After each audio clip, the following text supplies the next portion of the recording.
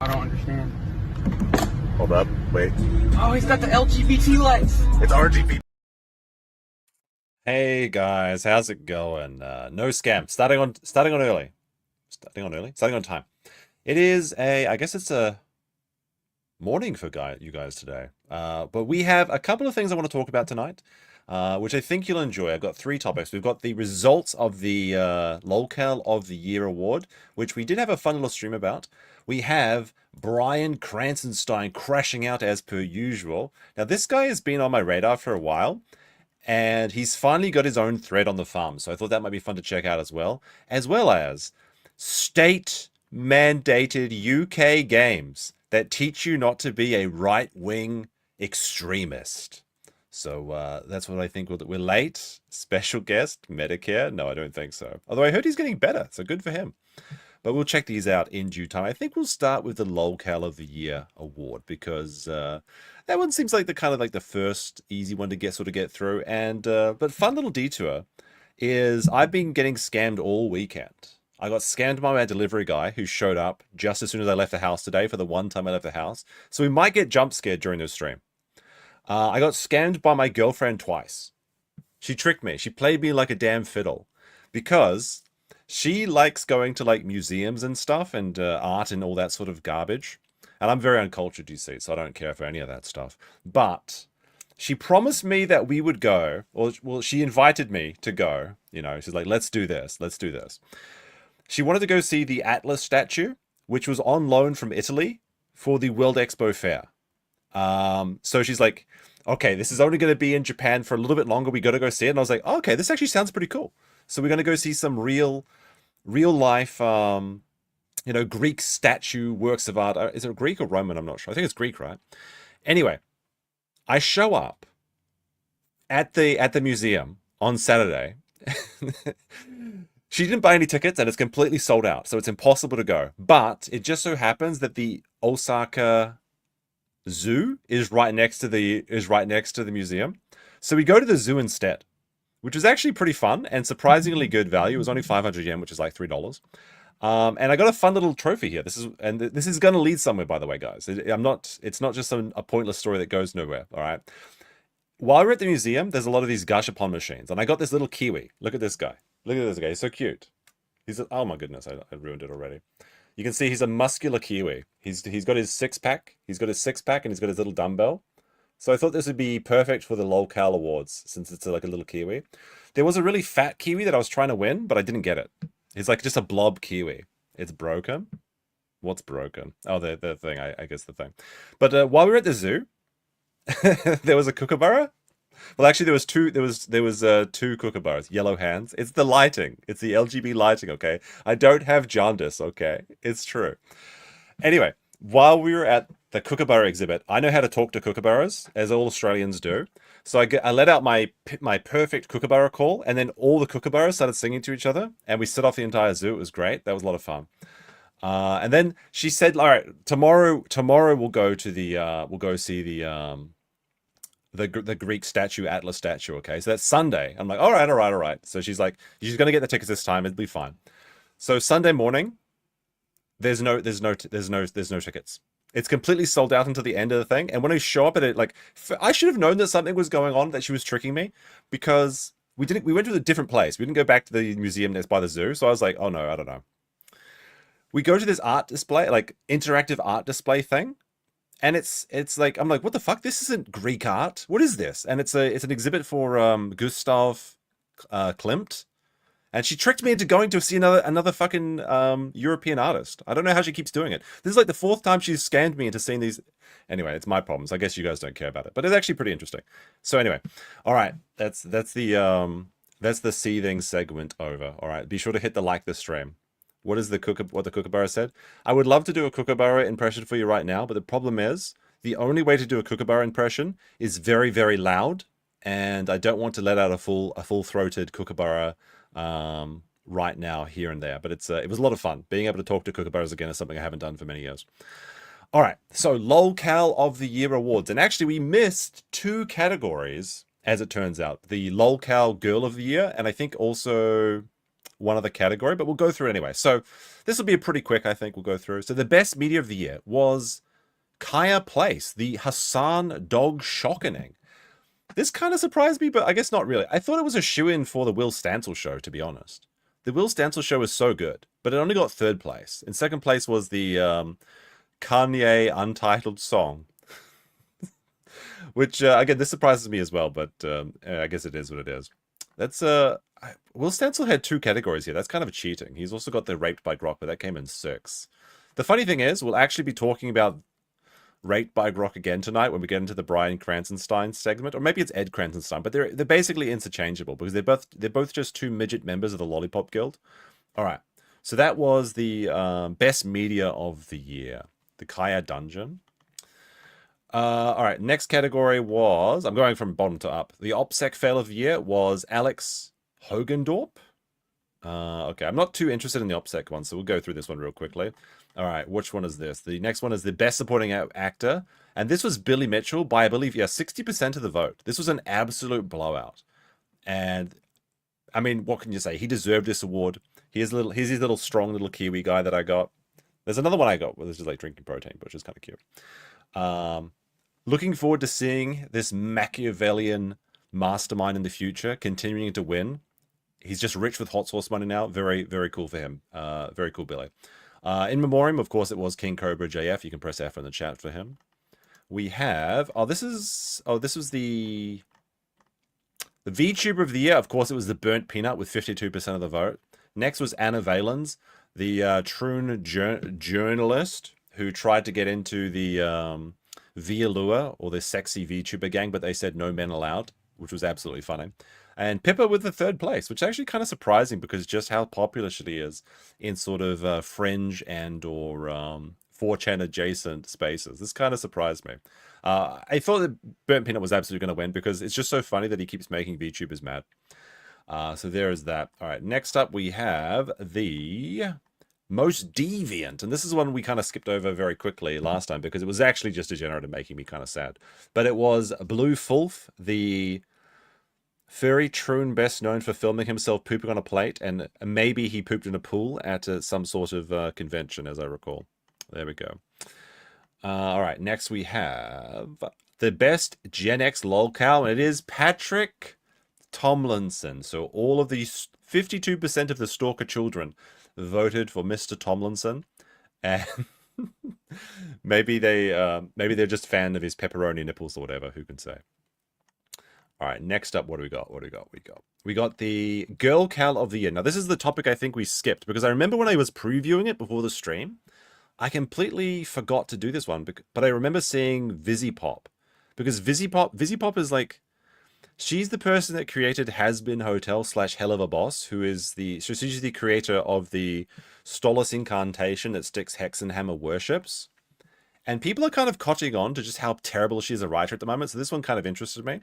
But she only came in 6th. She got barely 8%, like 10% of the vote. Yeah, I said this is the girl kill segment, okay? This is synonymous. We don't need to you don't need to mention that. But the winner was Candace Owens. And I mean, it doesn't surprise me, honestly. Candace Owens generally comes off as unhinged and insane, and she probably has some sort of schizophrenia, but I'm not sure what. Next up, we had Alyssa Mercante. Is it Mercante or Mercant? I keep hearing people say Mercant, but I always think it's Mercante. She's the woman that's, I believe she's still suing Smash JT. So I only can hope that she gets something bad happen to her. That'd be very funny. And Pizza Cake was in 3rd. Mercant? Okay, that's what it is. All right, good. Glad we cleared that up. We have some more big boys here, or the Breaker of the Scales Award. Of course, it went to Foodie Beauty. If she was in the Girl Cowl of the Year Award segment, then she would have won that flat out, just like anyone that she sits on. But, of course, it was Foodie Beauty. Look forward to seeing what she's got in the coming year. I think that she's currently demonetized, but she's still posting content. So she's just doing it for the love of the game. You love to see someone that's so dedicated to putting out videos. Just like I put out one video every 6 months. So when people keep calling me out on that too, actually. I posted that video about the Grok undressing people on their timelines, and people are like, Oh wow, I didn't know you made videos. And I was like, okay, yeah, I make them sometimes. And I looked at the last time I actually put out a video. It was about pirate software back in July. So I was like, oh yeah, I haven't done anything. I'm gonna try and do more. I'm gonna try and do maybe one video a week or maybe every other week. So new videos every week. Maybe we'll see. All right, well, next up we have, what was this? This was the best herd. Went to Roblox. In 2026, I would love to see something happen to Roblox because they just get away with so much. Their company is so evil. Actually going after the people that were hunting the degenerates in their communities and just trying to preserve their bottom line. And they literally said in a public interview that they're looking for ways to make Roblox into an adult platform as well, where you can literally have like naked sections of Roblox. I'm not even joking.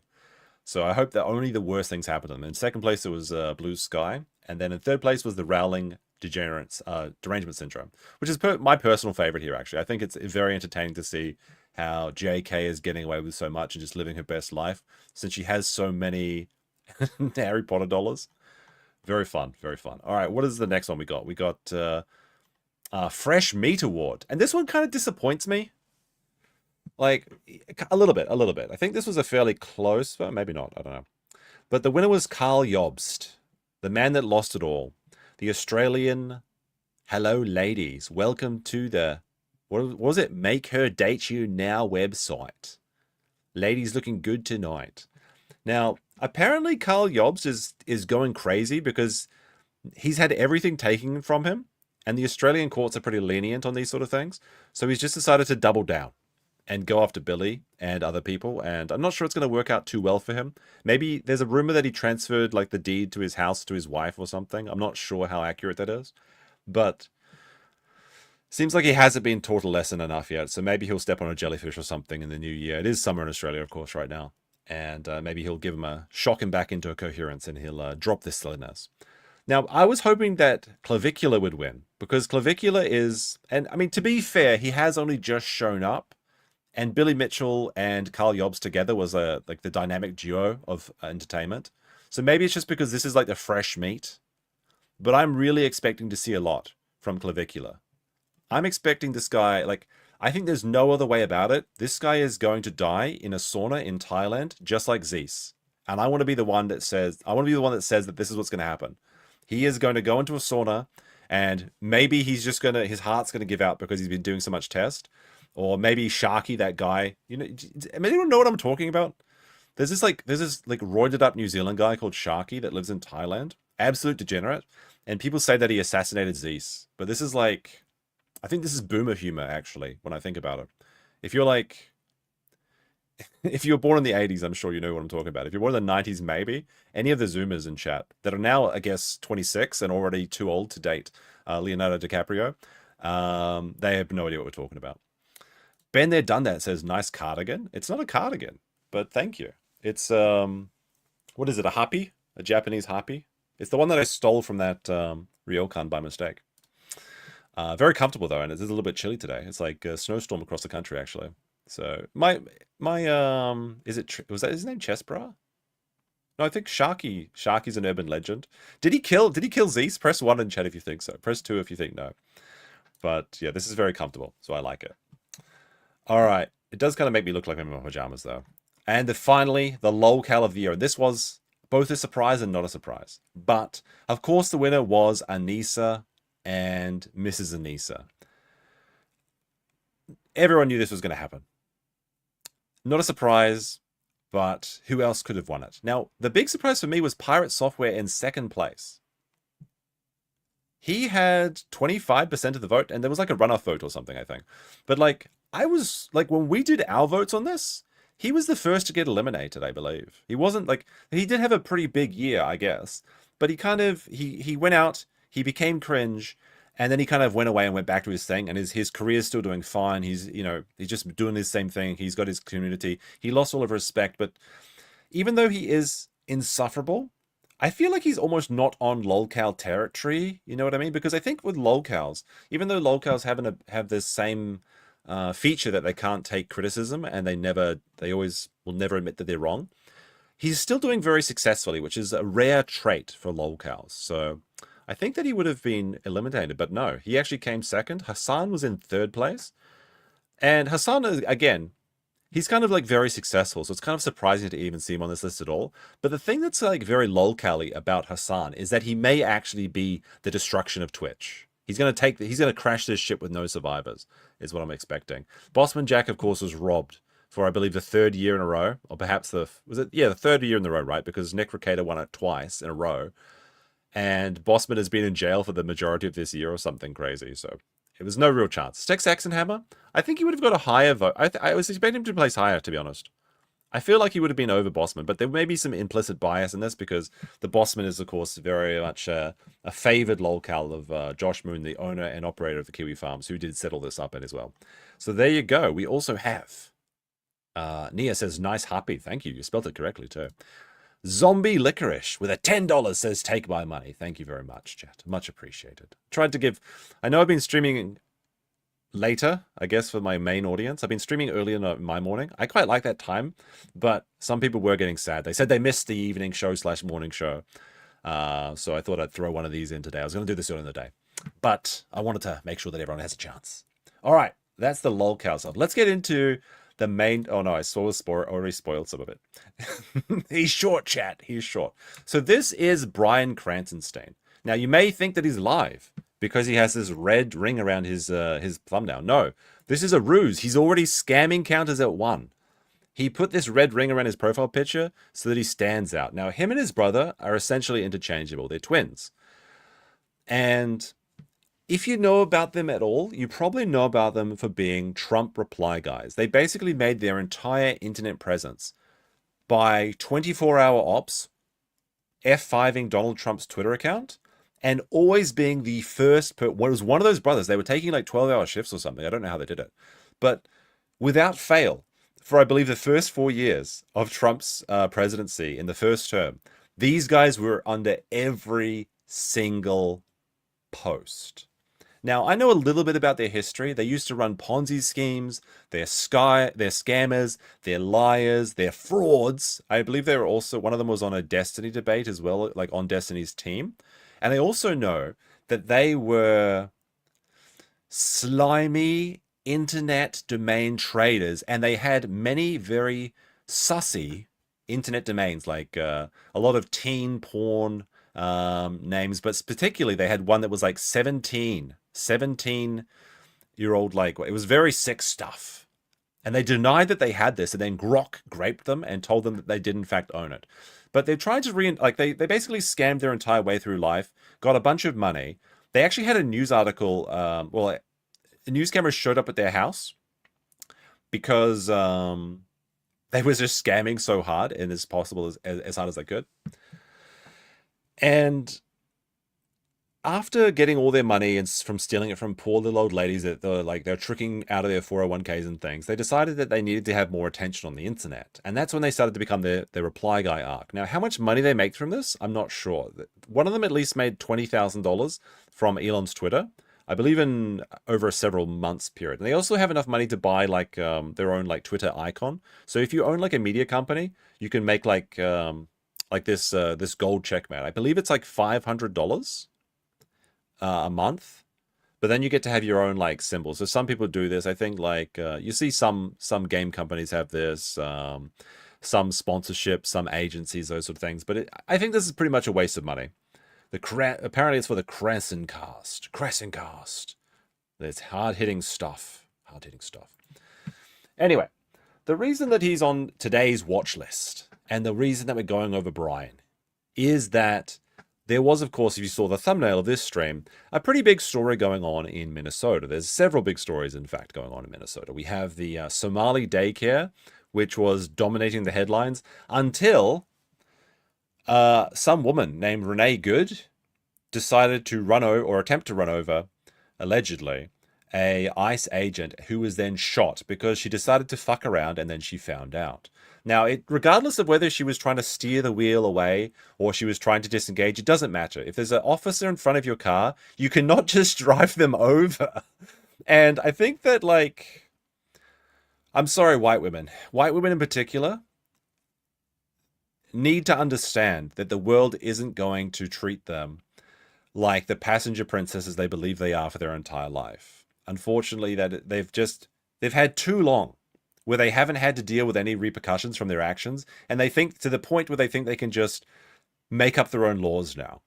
Now, one woman, she decided that she was done talking to the officers. Of course, you know about it. Everyone's been talking about this. I'm like late to the party on this, but there were some pretty good streams, I think, by like Nate and Sean, and I believe there's some videos out by Uncivil, if you really want to get into this. But regardless of her intentions, it doesn't matter because you can't run over people, and they have a right to self-defense. But Krassenstein doesn't think so. In fact, he's very much so didn't think so. So he got very, very upset. And he was on the forefront of, the social justice movement. And actually, just looking at him, this guy kind of looks like one of those male feminists that like sneaks into the conventions while, like a fox in the hen house. Like I wouldn't trust this guy, but he decided that he was going to make this his new crusade. So he posted, "Jonathan Ross is his name. Stay peaceful." What a thing to say. Oh, just stay peaceful, guys. But here's the guy's address and photo. Just stay peaceful. And he's like, "Well, no, I wasn't trying to get a mob started. What are you talking about?" Now, I heard that this guy is now currently in the Philippines. I don't know how true that is because, again, I've been pretty busy being scammed into going to art museums and things. But I heard that he's got a Filipino wife, and they may be in the Philippines escaping from the kangaroo courts. As it may be. Although I believe not President Trump. I believe that J.D. Vance said that he had absolute immunity. We'll have to see, because you never know. Minnesota is like one of these weird states that can kind of get away with anything and just do whatever the fuck they want.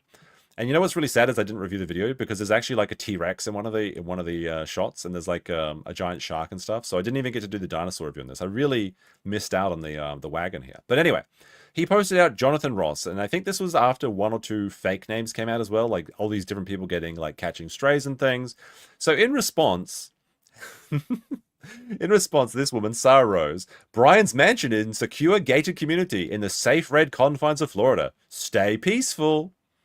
And you have to say, what's good for the goose is good for the gander. And I think he got absolutely dominated. And like this may have been one of I think he got absolutely ratioed, not on this one in particular, but on these other ones.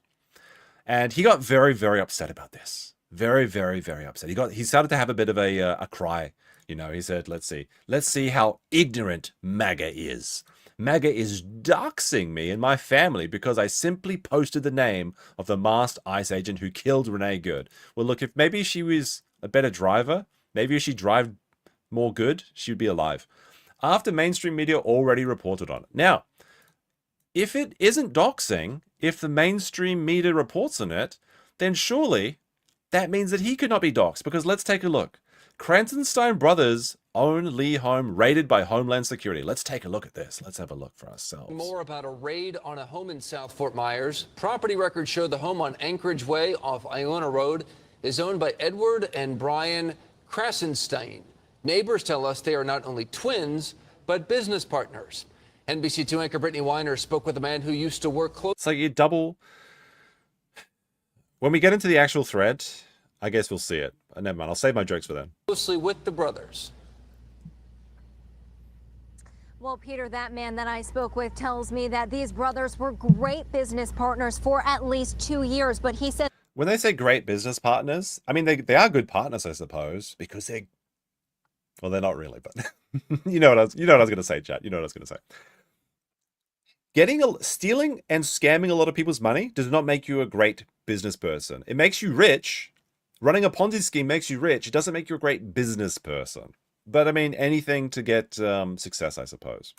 Recently, one of those brothers told him he was subpoenaed for one of his businesses. For hours, people in this South Fort Myers community watched as federal investigators carried dozens of boxes out of this home on Anchorage Way. I mean, it is a very nice house, I will say. Investigators carried dozens of boxes out of this home on Anchorage Way. I saw at least 25 police cars and Homeland Security. Jim Messina is working 3 doors down and spoke with investigators. They're here to remove everything from the house, all the computer software and all that stuff, and they walked. They knew they had to do the hard drive check when they saw them immediately. And as we go through this, you'll see what I'm talking about. At least 20, 30 bundles of stuff out of the house into their cars. Neighbors say agents also paid a visit to a home one street over where property records show one of the brothers also owns a home. I'm surprised. U.S. What kind of soundbite is this? I'm surprised. I feel like this is a cheeky edit. Property records show one of the brothers also owns a home. I'm surprised. U.S. Immigration and Customs Enforcement confirmed its agency, along with Homeland Security investigators, executed search warrants in the area, but wouldn't say why. It was an odd combination, which makes you wonder, wow. We learned. Why have they got this? I know they have to interview someone. It's just like part of the reporting, but that guy's like adding nothing to the thing. Like, it was surprised that there was like, yeah, there was a lot of cars. It's an interesting combination. Like, they're just like, just say anything, dude. It's hot. They're in Florida. They don't give a shit. HSI investigates financial crimes such as money laundering and cash smuggling, as well as cyber crimes and narcotics and weapons smuggling. There was some What? corruption going on inside that house between two brothers. We found the brothers are listed as co-founders of a company called 3D Print, said to be a news organization for 3D printing. We reached out to that company and the brothers, but have not heard back. If they actually had this company, this may be their only legitimate company as we go through and learn about them. We should do the deep dive. But we'll have to see. And there was a man outside of this home when we arrived earlier today. Now, that man that was outside the home ended up running inside as soon as they saw us. We did knock on the door a few times. He's scared.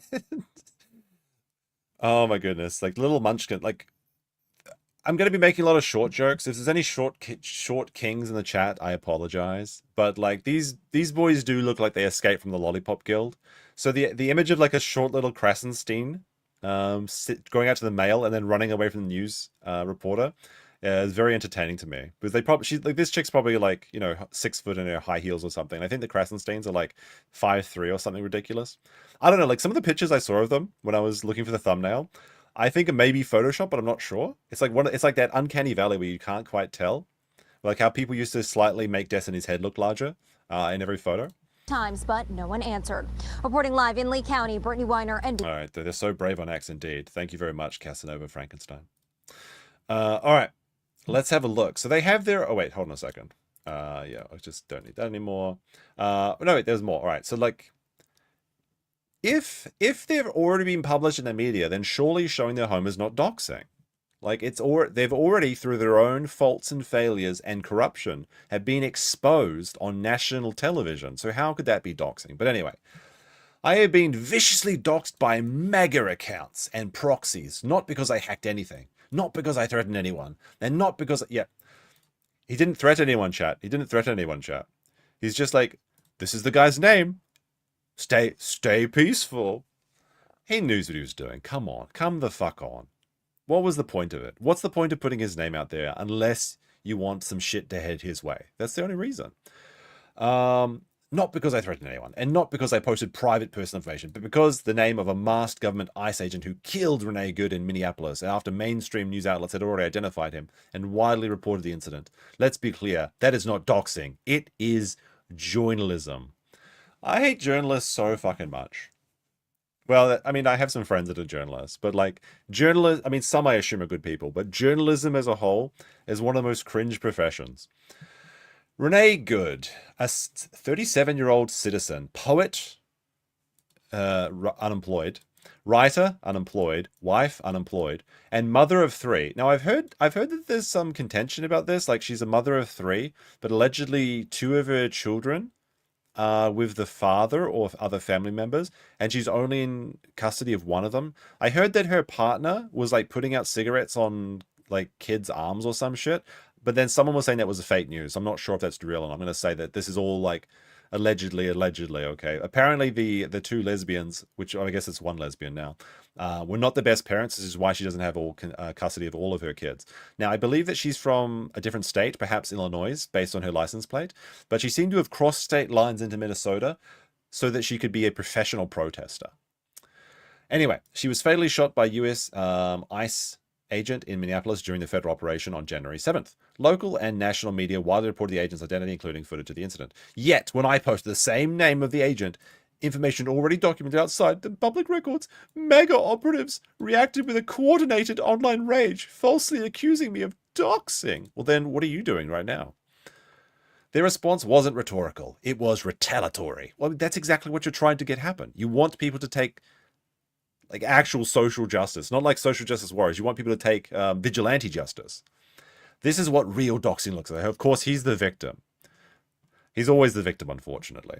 Within hours of these malicious campaigns claiming I had crossed an unidentified mega line, people posted videos of my images of my home. They circulated my personal address and phone number. They shared my wife's phone number. They posted my parents' home address. Now, I don't like it when you take on people's family. Don't share the family stuff. That's just weird. They flooded our phones. My wife alone received over 30 calls just a couple of hours. That's doxing. No, that's phone booking. There's a slight difference. This is public information, and you were already published in national media, so you really have no leg to stand on. You fucked around and you found out. Anyway, that's what his cope is. It goes on for a long time. It's like an entire... And look at this. He even posted the video. Like, he censored his own house's picture. When he's like, I can't let anyone see it again. I can't share it out to my own followers. Now, I believe at the moment, he's trying to get... He's doing some more fuckery at the moment. What is this? Let me see. Yeah. All right. This is him. This is him. Important. I just reported the GoFundMe for ICE agent Jonathan Ross. As it appears to be breaking terms of service, please do the same. Here's how. The violation is the legal defense of financial aid of violent crimes, including those related to money laundering, murder, robbery, assault, battery, sex crimes, and other crimes against minor. Well, it wasn't murder. It was self-defense. So it doesn't violate the things. Let's see what Mr. Brian has to say. You can listen to his Munction voice too. Here you go. Look at this. Just reported the GoFundMe for ICE agent. He's got a very squeaky voice, but I guess all little people do. I just reported the GoFundMe for ICE agent Jonathan Ross, who took the life of Renee Good in Minneapolis. The GoFundMe has raised $180,000, but it's against GoFundMe's terms of service. It's kind of crazy that if you say the N-word, you get $1 million, but if you shoot a Karen, you only get $200K. Which clearly state that a GoFundMe can't be used for the legal defense of some of these horrible crimes. Which the GoFundMe clearly says it. So he's called the teacher. He's called the teacher. He's very upset. I scrolled down to the bottom of the GoFundMe and I clicked Report Fundraiser. Then I clicked Report a Fundraiser Only. I filled out my information and then I clicked Submit. Please share this. Here's why I just... There you go.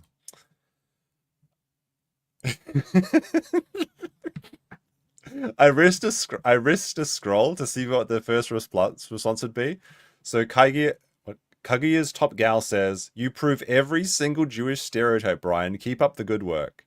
3,000 likes. Look, I'm just reporting the news, chat. Okay. Let me see. You're just a crying little twat. What are you, 5? That's a very bold statement for a man that's as tall as a 5-year-old. Let me see. He hasn't been charged with any crime. What do I say? Anything else that's interesting? I think Kaguya had the best one. All right. Let's go on to the thread, I suppose. That'd be a good time. So, I believe in response to all of this, making himself the public voice, a new Kiwi Farms thread showed up. Brian and Ed Krassenstein, the Krassenstein brothers, TalkGold.com, Twitter premier soy boy Democrat influencer twins, serial grifters with a 25-year-long history of Ponzi schemes and other financial cries. Bob Tuber the 5 says he's just reporting the Jew. I'm reporting on. There's really nowhere to say here. We'll have to see. All right. So heads up. If your posts about us are archived on archive.is, then you're probably getting sued. All right. So he's not proving any stereotypes wrong so far. And here you have the Krassenstein brothers. And here's our first little fun picture. These are pretty entertaining. Now, I was like looking at this, and this is the first time I had a bit of a chuckle because I've seen them before, but I didn't realize how tall they were. But there you go. So you can see they're big boys. They're big boys. They've got their little strong arms. Now I was like, well, maybe I believe this is RFK, right? Maybe RFK is 7 feet tall or something. But I looked it up and I believe that RFK, if that is indeed who this is, I think it is. I'm not very good with American. I'm American face blind. Shit, you'll have to forgive me. He's like, I believe 185 centimeters, which I think is 6'2" or 6'1". So these are some short boys. These are some very short boys. This one in the And the funny thing is, one of them is like, I mean, I guess they're the same height, but they're like almost identical twins, I suppose. RFK is short too. He's junior. I mean, there's 3 juniors in this photo. All right. Anyway, let's continue. The Krassenstein brothers off once again to fight President Trump on Twitter. Wonder Twins activate. Very good, very good. There's some fun little memes in this thread. I really enjoyed reading through this and learning a few things I didn't know. All right, life and early history, or early life. It's the early life check. They patented early life check. Brian and Edward Krassenstein were born on November 2nd, 1981, to parents Martin and Carol. They were raised in a Jewish household in Somers Point, New Jersey, and started to get-rich Ponzi schemes as early as 15. I mean, that's pretty impressive. Like, I remember when I was 15, the only thing that I wanted to do was play Warcraft 3. And I would like to play some Warcraft 3 right now, actually. Maybe if we hit the goal today, I'll reward myself with some video games instead of actually getting back to work on my YouTube slop. When they started selling baseball cards and video games on news groups, the brothers graduated from Mainland Regional High School in 2000. Around a year later, they started their first Ponzi scheme via a website called EBK Cards, so obviously Ed and Brian Cards. Via this site, they claim that you can get expensive products for free as long as you send them $3 to their PayPal and obtain a how-to guide. Insider source revealed. Get free expensive merchandise online starting now. To order, send $3 to PayPal, a rookie card at Yahoo. If ordering by money or check order, please email at ebcards. Need a 56K modem? It's yours free. Need a pair of digital headphones? It's free. Need a coffee maker? Free. Metal detector? Free. Need a software computer? It's yours free. Need a tent for that next camping trip? Need over 900 more brand products? It's all yours for free. This is like so fucking slimy from like, it's almost like the audacity of them, right? You have to almost appreciate it, like just from the get-go. Unfortunately, if only one of them had been born, then they might have had the height of one regular man. But it was not the case. It was not in there. What is this one? Get products like this and hundreds more online anytime, all for free. Exact selection of free items available may vary from time to time. Sounds too good to be true. Well, believe it. In fact is, if you had my insider guide right now, you could be getting expensive products like this for the very moment for free.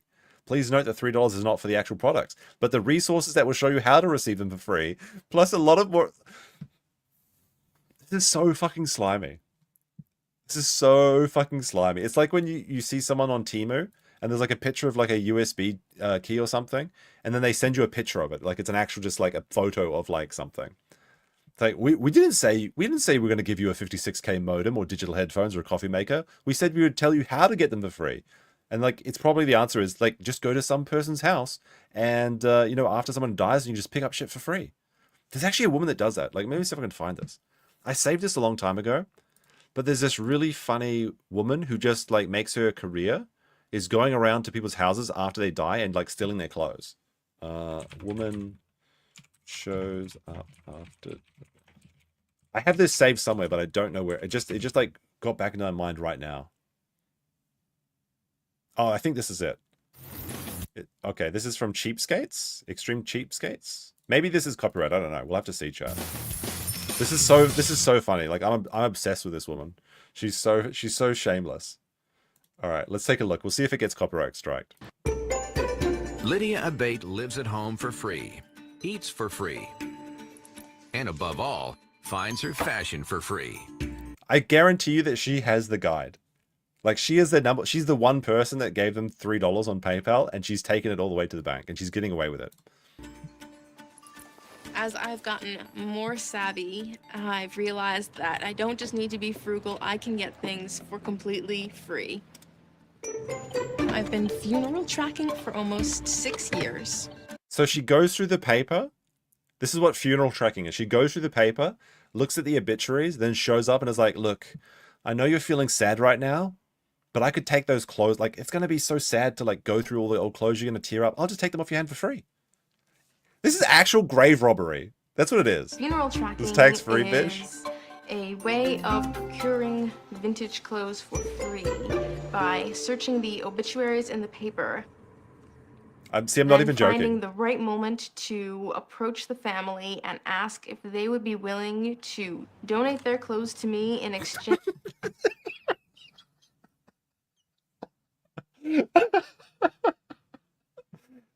Hey, look, I'm not taking your clothes for free. I'm just curious if you'd like to donate them to me.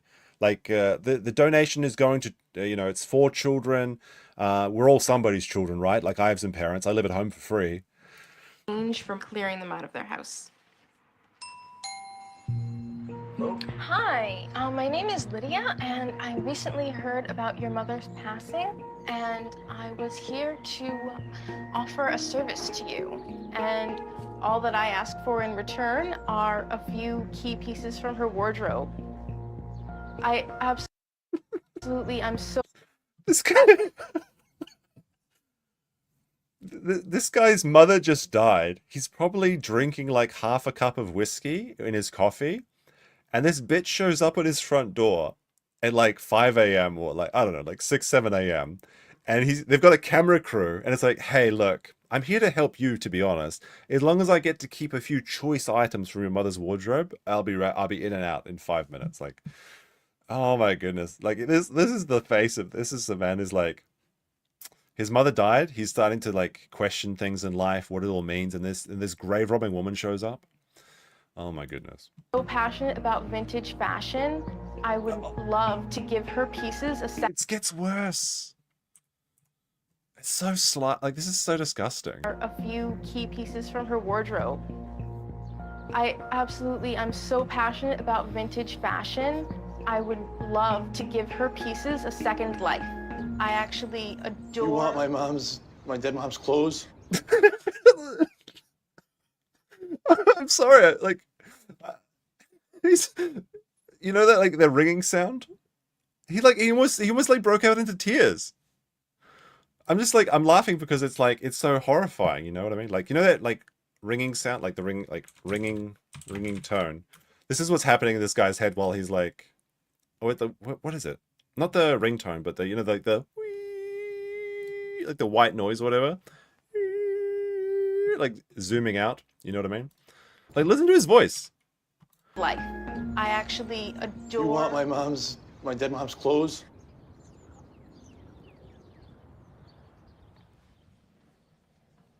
A lot of people offer services that charge a ton of money to go through and catalog everything in your house, and I actually do that for free. So all you want to do is go through stuff that I don't know what to do with anyway. Right. Oh my goodness, what a bitch. What a bitch. Anyway, that's what they were doing. That's how they're getting free clothes, I imagine. Anyway, all right. This is fake as fuck. Maybe. I choose to believe that it's real, though. It's more funny. The only thing that's important is if it makes us laugh, or if it makes us cry, or if it makes us rage. That's the only thing that matters. All right. Anyway, let's see. As soon as they soon opened their second venture, Smiley Hosting, a fake reselling hosting site. At Smiley Hosting, we start with the assumption that customer success is our success. We understand that web services can be expensive. Costs for equipment, servers, routers, bandwidth, and technical experiences can stifle growth and profit. Smiley Hosting is your technical partner. We provide you with the technical resources at our affordable cost, which allows you to focus on your business without the technical headaches or overhead. At Smiley Hosting, we gain customer loyalty the old-fashioned way. We earn it by scamming people. We know that reputation in the information age means everything. That's why they have already had like dozens of different companies. And the only way to achieve success is by taking care of customers and giving them every advantage. Around 2003, the brothers founded Gold Talk, a forum which they claimed fostered discussions on how to earn money and make a living.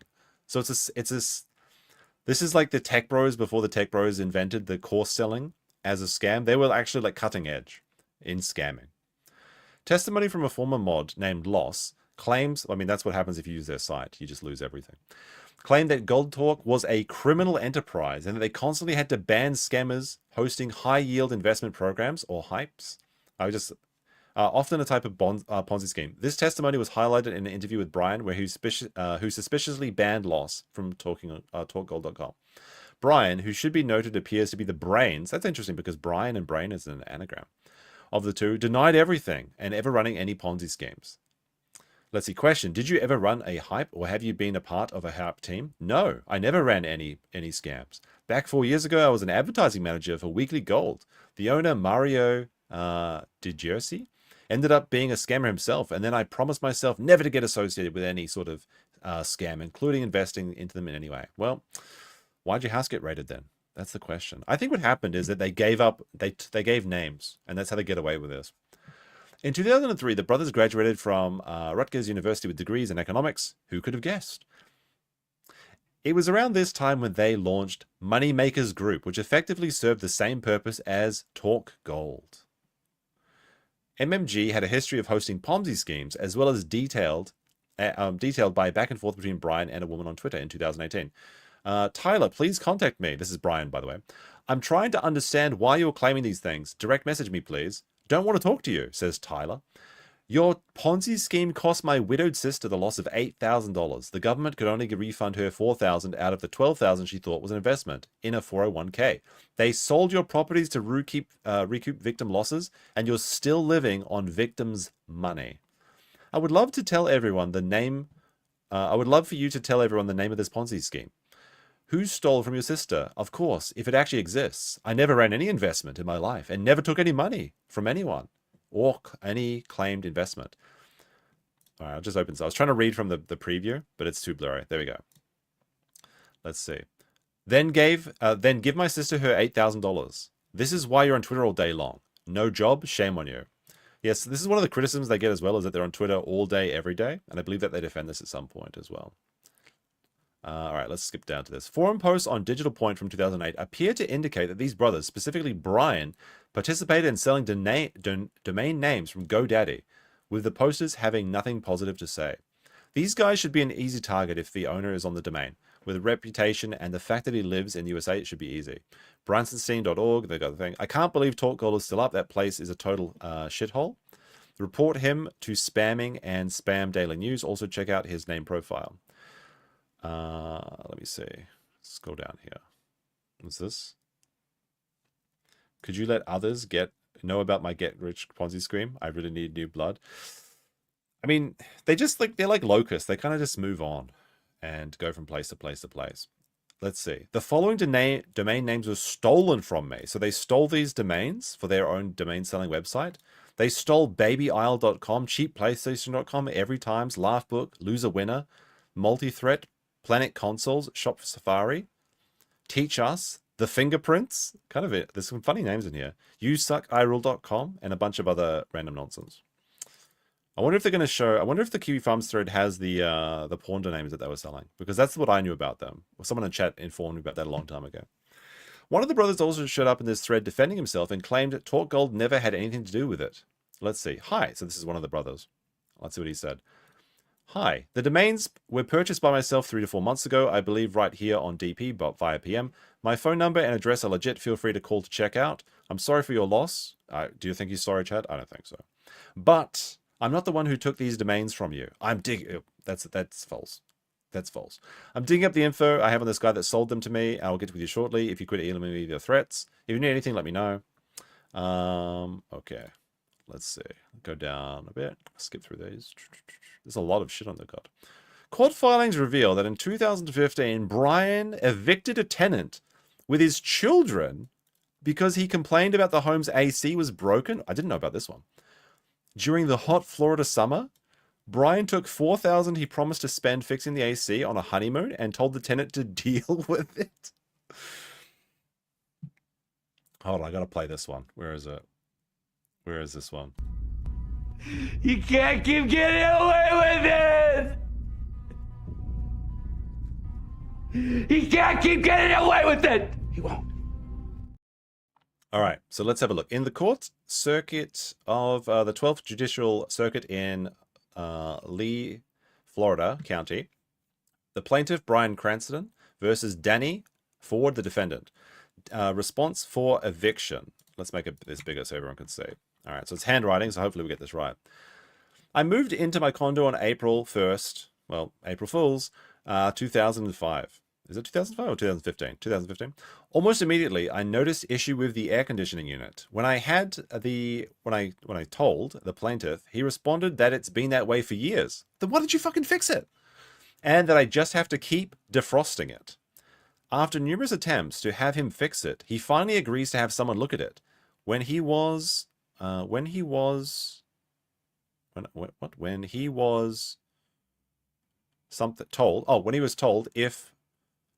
it was told it was going to cost $4,000, he asked me just to deal with it. I thought that was a C.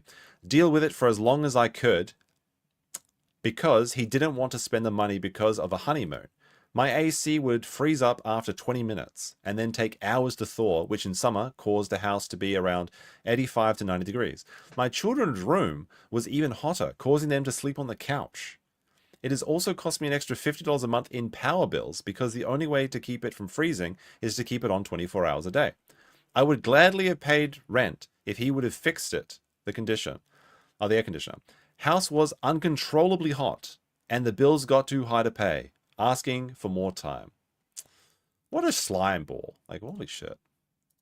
Literally making children sleep on the couch because they're hot Florida summer. Because he wanted to go party. Oh, there's a text here. I could have just written this. Somebody already did the reading for me. That's nice. Oh, well.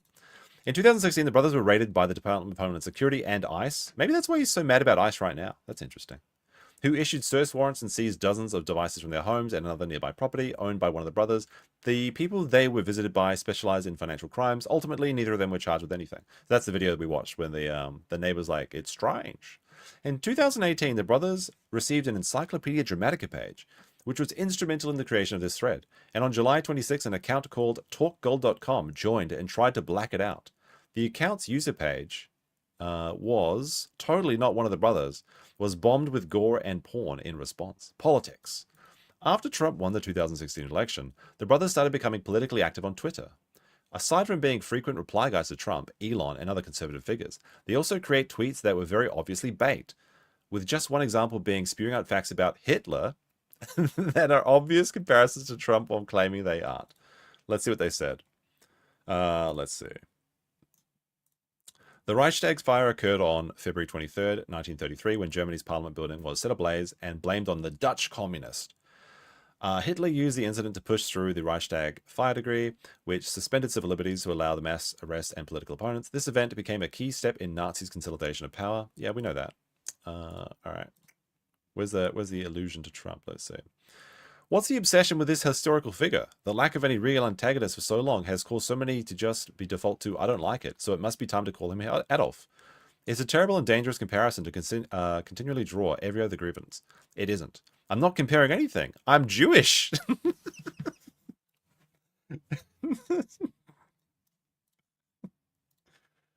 Oh. So he posts his Hitler posting. What are you doing? I'm not doing anything. I'm Jewish. I'm just making sure it doesn't happen again. Oh boy. Oy vey, oy vey. So you're implying the Trump admin assassinated Charlie Kirk? I'm just posting facts. You're implying that. Oh, is this in response to Charlie Kirk? Oh, I guess it was on the 18th of September. Oh yeah, this would have been, what is that, 7 days after Charlie Kirk was assassinated? And he's posting this? Jesus Christ. Oh, shameless, shameless. You are what's wrong with this country because I post facts about Hitler. You know, actually, when I was at the scam art gallery thing that my girlfriend brought me to, which is actually, like I said, I actually really enjoyed it. Surprisingly, which is a good lesson for everyone. That sometimes you should try doing things you're not expecting to enjoy. But the interesting thing about the expedition was about Gustav Klimt. And he was actually in the Vienna Art School. And I was thinking to myself the whole time, I was like, oh, this is the art school that Hitler didn't get into. But actually really cool. Some of his stuff is really good. Like I was actually shocked because a lot of his stuff is like it's like a photorealistic face, and then it kind of blurs into like these different shapes and things, which is an interesting contrast. But he's actually really talented. Like he painted something that looked like I swear to God, looks like an actual photograph. And I was just shocked at the actual talent that this man had. But anyway, going back to Brian, let me see. You are extremely divisive. I had no idea, but this comparison is not justified. Let's dive into Rosen's case and what Obama administration did there. 10 times scarier. What comparison? And here is Brian once again comparing Republicans to Trump and Nazis to and Hitler. But next time somebody gets killed, he'll say he never did it. I never mentioned Trump once. You seem to think that there is a comparison here. Oh, Brian, what you up to? What you up to here? I just noticed there's a succubus on the side of the bar here. What is this? What is this succubus doing here? All right. All right. Exhibit B. What is Exhibit B? Let's see. Fact. This was posted on the 12th of August, 2025. Fact. Hitler and the Nazi Party repeatedly exaggerated and outright fabricated crime and unrest in order to justify taking and policing powers. Okay. What is this? What is the response for this going to be? What's the response? Let's see. Grasping at straws, are we? By posting facts? America is not Nazi Germany. Not even close. This is a retarded take. Wait a second. Where did I ever mention America? Why does me posting about Hitler make you think about America? Makes you think, right? Oh my goodness, the 5G chess.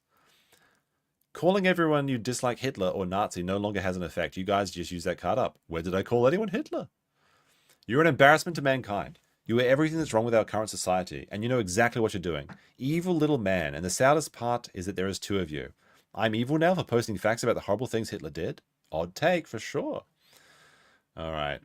He does this a lot, so he just randomly posts Hitler and then waits for people to show up and he starts arguing with them. He really, really likes posting Hitler. Maybe he's like... Never mind. Never mind. Let's see. They also have the propensity to delete tweets that gain significant backlash or look very suspicious. So this is one that was deleted. If you're a man who has a relationship with a trans woman, you are a heterosexual relationship because she is a woman and you're a man. Okay, so he believes in the feminine penis. So you could take a dick and not be gay according to Brian Krassenstein. Interesting. Interesting take. Let's see what's this one. They should have had snipers in Anchorage, Alaska, ready to take him out as soon as he shrugged. Oof. Trump could grape a toddler on Fifth Avenue and not lose many supporters. Double oof. Let's see. Seeing a naked man on a bike isn't going to have much of an impact on a kid. Huh? They have likely seen their father or naked brother before. Sharing an uncensored video of a naked man on a bike to an audience of possibly 30 million kids on Twitter is why are kids on Twitter? They shouldn't be on Twitter. Is arguably worse than that riding a bike naked in front of a kid or two at a planned event that parents get their kid to. So this is like that gay, the naked protest rally or whatever. This is a self-report. It may be the case. Maybe the case. There are much worse things than the average kid. So is Brian Krassenstein? He deleted this. He's saying that kids can enjoy a little bit of naked men on a bike as a treat in public. That's a weird thing to say. In 2017, the brothers launched a Kickstarter for a child's book called How the People Trumped Ronald Plump. Wow, very, very. Well, let's take a look at this. Let's take a look at this one. I should have preloaded this video. Let's see. Here's the question: is this book more cringe than the Quartering's Trump Mega Cookbook or Mega Mixology? Oh, come on, load now. Load farms. Billy Oki says, God, I love early life people. All right, here we go. That's Donald Trump. He's the president.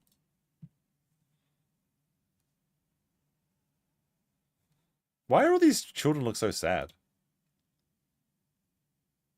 Oh, it's muted? Okay. Thank you. Talk to your child about our current president.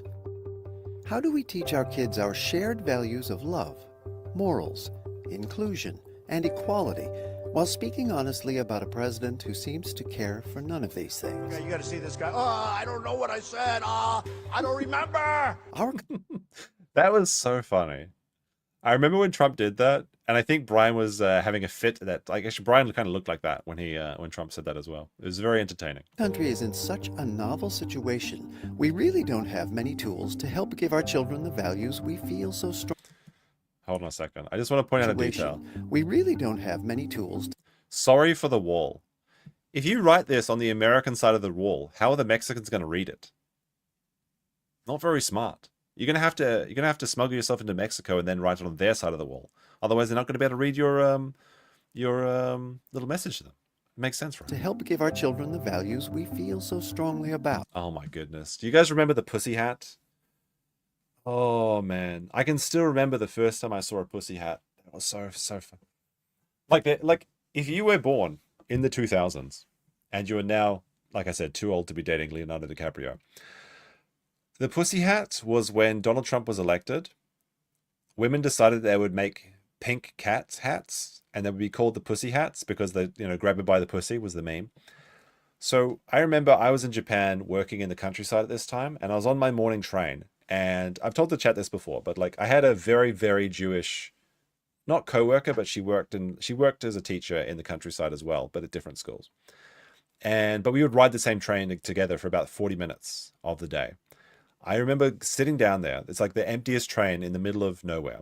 And she's just sitting there knitting her with their pink thread. And I sat down because I sat down every day and because she got there first. And it'd be rude not to walk away from her and not talk to her.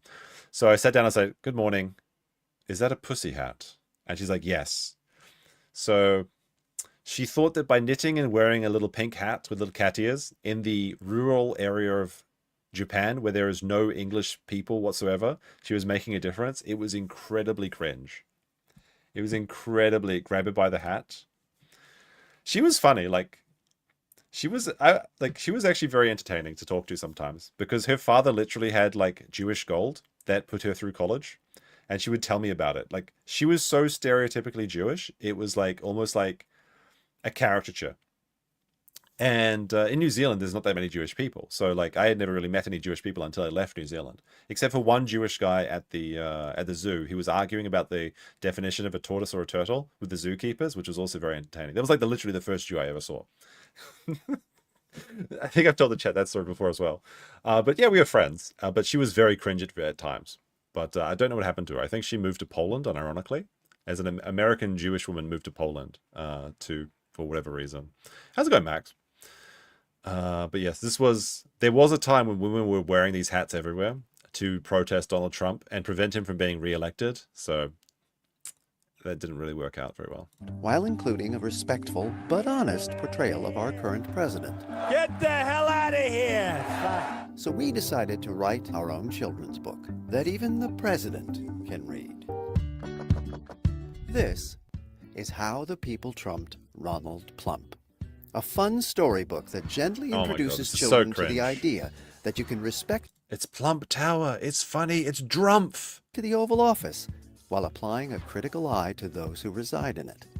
Hey guys, my name is Brian Krassenstein and this is my twin brother Eddie. My son Finnegan was born exactly 9 days before Donald Trump was elected the 45th President of the United States. While we knew that it probably wasn't going to be a good thing, we didn't know what a calamity it would ultimately end up being. As Trump's presidency slowly spiraled into what I like to call the Trump fiasco, I didn't really think all that much. You know, it's bad when librarians are marching. I mean, some of these bitches could use a bit more marching in their life, I think. Much about it until one day my son came to me and said, "Is Donald Trump a bad guy?" I didn't know how to react. I had to think for a while, and is this the fucking woke 5-year-old bullshit? I came home and I told my 3-year-old that Donald Trump had been elected, and she said, "Mummy, does this mean I won't be able to get an abortion?" And then I burst out into tears. She's so brave. I realized that, on one hand, Trump represents this great nation, and we have to respect that. But on the other hand, he also represents everything that I don't want my kids growing up to learn. I'd like to punch him in the face, I'll tell you. The goal of It's so ironic because he's made his entire career scamming people. this book is to teach our children that what Trump does and says might not be the best way to... They got a woman pregnant? Kid actors, surely? Maybe they did the Gaby surrogate thing, where they went down to Mexico and just hired some woman's womb or something. Who can say? Let's see. Welcome to Do Work City. Welcome to No Work City. Plump wanted for the different to be banned. He wanted to remove every not like him woman and man, to take them from the town they loved and so treasured, for being different, as only he measured. And he's got a little measuring stick, and everybody looks like Blumpf. But the thing is, the Krassenstein family are just blonde people, so they look exactly like these people. About this. We created How come a his children aren't character diverse? called Ronald Plump, who obviously represents the president in a lighter, There's actually, like, I know this is a little bit long, but there's a funny punchline. more humorous way. The lessons are based on some of the absurd actions. Oh my goodness, let me see. He's got pet shampoo, fake Russian gel, cheese, spray cheese tan, acorn butter, Mr. Plump, Mr. Bannon. And wait. All right, I'll just skip to the punchline because I'm getting tired of this. Let's see. I think it's this one. Let's see. Where is it? Oh wait, well, who the fuck is this guy? Robert Morrill. Oh, here's the good characters. Let's see. We have Persistent Warren, Robert Morrill, I Wanna Be Plump, and Jared Nepotism. Oh wow, special guest appearance as well. I saw this before. Where is it? Here it is. Here it is on the Kickstarter page. This is not a political book. Hey, no politics, guy. It's about morals and inclusion. Oh, isn't that nice? Isn't that nice? Let's see some reviews. This book is absolute horseshit. The Krassenstein twins are two of the saddest, most useless human beings on the planet Earth. Don't buy this shit. Political nonsense hidden in a very poorly written book. All right. Around 2018, the brothers lost their Twitter verification status, and they coped by putting diamond and an dolphin emoji in their checkmark place. Do you guys remember this? There used to be a time in life where being verified on Twitter was like an amazing thing that could happen. And it got so crazy to the point that you'd have to pay Twitter employees $20,000 in bribes so you could be verified. And then Elon took over, and now verification means nothing. Oh well, they got their badges taken away though. Take their badges. In 2019, the brothers got banned from Twitter from operating multiple fake accounts and purchasing account interactions. They were unbanned once Elon took over. That's the ironic thing about this as well. On January 6, 2024, the brothers participated in Zero Hedge hosted live debate with the Capital Attack alongside Destiny against Alex Jones, Glenn Greenwald, and Darren Beatty. On August 27, 2024, Twitter users Dr. Simon Goddick created a thread revealing that back in 2007, the brothers bought and posted teen porn domains. Oh, here it is. This is what I remember. I remember this about them. Let's see. And then we have the proof here.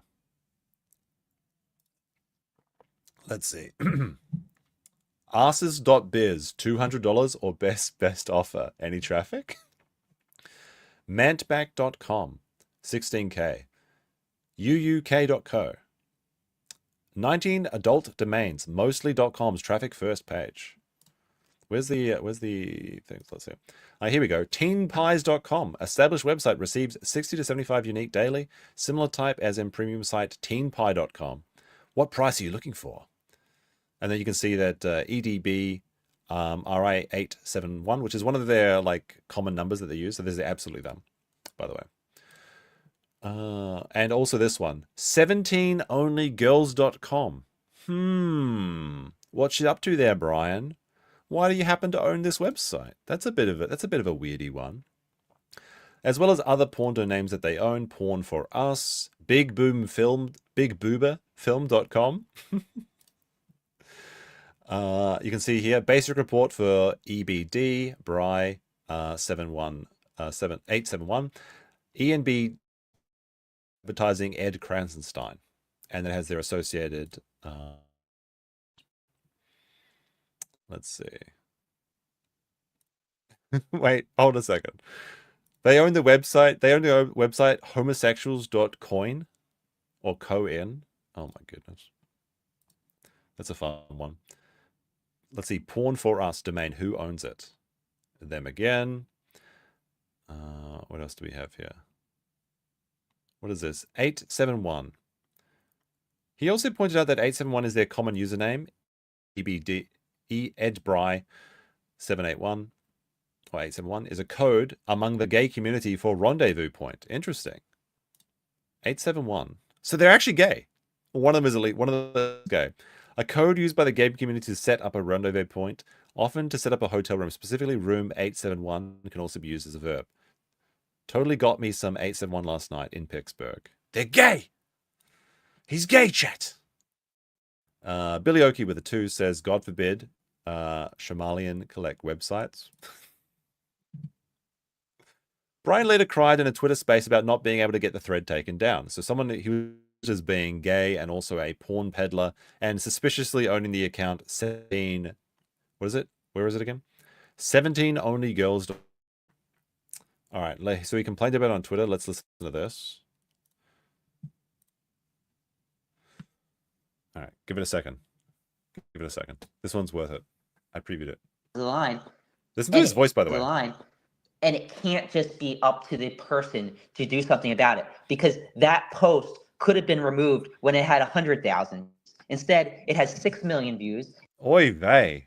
And every hour, it's getting another 200,000 views. And it doesn't have to be there. And I can't get it taken down. There's no way for me to get it taken down. Usually I pay people to hide my scams, but I can't do it on Twitter. Oh, no. I tried to get Twitter, X to take it down. They're not going to do it. So there's something there. Like I should be able to send a cease and desist to X and get content removed. Oh my goodness. The Tiny Munchkin voice. I think it comes up later, but there's a funny video I found as not video, picture of them. All right. So this picture I believe is real. Okay. It looks pretty normal. I love his little like strong little boy pose. It's very fun. Got to flex. You see him flexing his arms. He's a powerful man, chat. He's not a boy. Then there's this photo. This has to be photoshopped. I choose to believe that this is real, but this is just the funniest thing. Is this real, chat? Press 1. Press 1 for. Oh, we'll do a poll. We'll ask the question. Grok, is this real? Is this real? There we go. You can vote in the poll while you're liking this stream. I don't know. This picture is so well photoshopped that I choose to believe it's real. It's real. They're even wearing lifts. Oh no! Enhance chat. You're right. Smart boys in chat. Look at this. He's lifting his foot off the floor. He's doing he's on his tippy toes. He's lifting his foot. There's like a 1-inch air gap here. These are actually very thick shoes, come to think of it. Interesting. Interesting. That's so funny. Like you can see the shadow underneath the shoe where he's lifting it up. I'm a big boy now. You love it. You love to see it. You love to see it. All right, let me see. On the 29th, Simon created another thread revealing that Brian DM'd him a cease and desist notice for his previous one, saying that the claims he made against him were defamatory. Okay. In this thread, Simon detailed many of the financial crimes discussed previously, as well as other malicious activities there haven't been. In these, he includes the Becky tweet, a deleted tweet from Brian in which he threatened to blackmail a DNC member named Becky, and Simon created a video exploring the context and breaking down the narratives Brian used to justify making these tweets. Simon said that he received emails from 2 large accounts who said that they were also blackmailed by the brothers. Becky, we need more than that. The DNC is in trouble. You need us. Call me tomorrow if you still want us around.